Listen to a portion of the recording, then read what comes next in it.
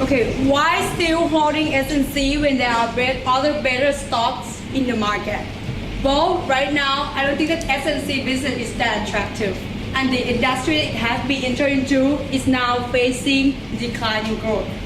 Okay, for the point that you said that about the acquisition of Diamond Top Tech company, I see that it's a practice that the company is lack of focus because by acquiring the Top Tech Diamond company, the company enter into other segments of the other segments that is not the major source of its revenue. So you probably have not studied about the risk management class. I will clarify on the risk that involved in the business of SNC. First of all, the fluctuation of the raw material price in the market. Well, the raw materials of SNC are mostly commodity, such as copper, and the price is always depend on the demand and supply in the market and it's very fluctuating. And second of all, the customers may relocate the production base into other countries where it offers the lowest production costs, such as maybe China, Vietnam, or Indonesia. And third risk that the company has is the fluctuation of foreign exchange rate, which I can imply that the nature of the SNC business is highly sensitive to the economy. Well, when the economy slumps, people buy less cars, less houses, and therefore less air conditioners. And so, when the economy downturns, the revenue of the company will be greatly affected by that. And okay, she already explained about the revenue structure and the revenue breakdown. So the majority of the revenue again relies on the parts, which account for 42% and OEM 40%, while auto is minimal, is probably only 12%.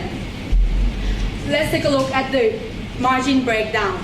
Automobile parts offer the highest margin, while cooling parts offer 8% of margin, and OEM and ODM parts offer 3% of the margin.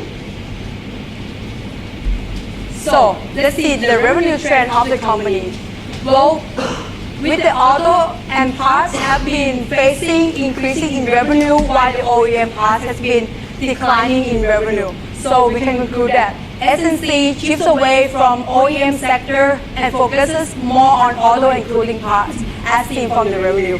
What does this mean? Well, the OEM part, which has been the focus of the company earlier, is now facing has been decreased significantly in terms of the revenues because the company lacks of competitive advantage. It only has the cost advantage, but nothing else.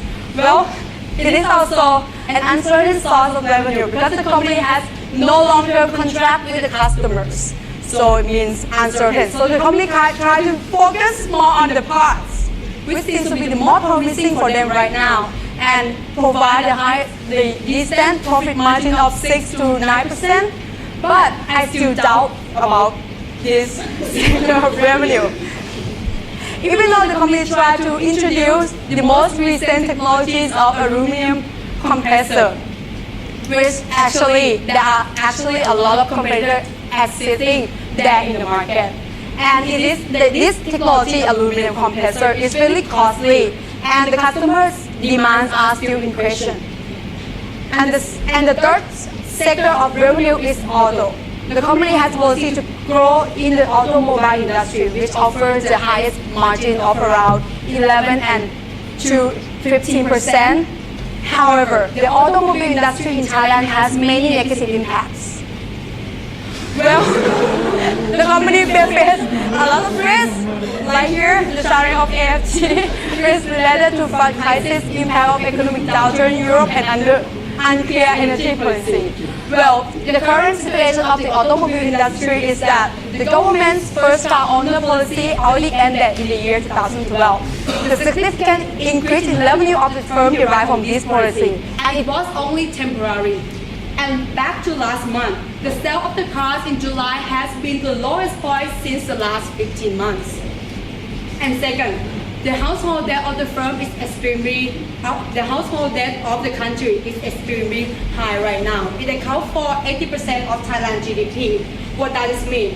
BOT, Bank of Thailand, has great concern about the growing private debt and have collaborated with commercial banks to be more selective in granting the loans.